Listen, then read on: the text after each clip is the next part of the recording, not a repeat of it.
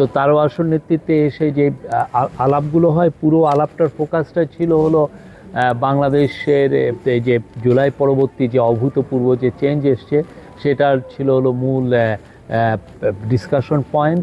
এখানে পলিটিক্যাল স্ট্যাবিলিটির কথা আসে।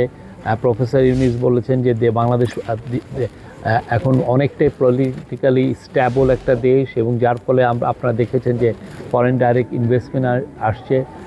জাপানের তরফ থেকে তারওয়াসও বলেছেন যে জাপান আরও বাংলাদেশে ইনভেস্টমেন্ট করতে চায়। বাংলাদেশে অলরেডি 300টি জাপানিজ ইনভেস্টমেন্ট আছে, 300টা, এবং আরও অনেক বেশি হবে। এবং সেই জন্য তারা খুবই স্ট্রেস দিয়েছেন ইপিএ মানে ইকোনমিক পার্টনারশিপ এগ্রিমেন্ট বাংলাদেশের সাথে খুব দ্রুত। তো আমরা আমাদের যে একটা প্রেস রিলিজ আমরা দিয়েছি তাতে আমরা বলেছি যে এটা অগাস্টের মধ্যে আমরা নেগোসিয়েশন কনক্লুড করে 22 সেপ্টেম্বর এই এগ্রিমেন্টটা হবে।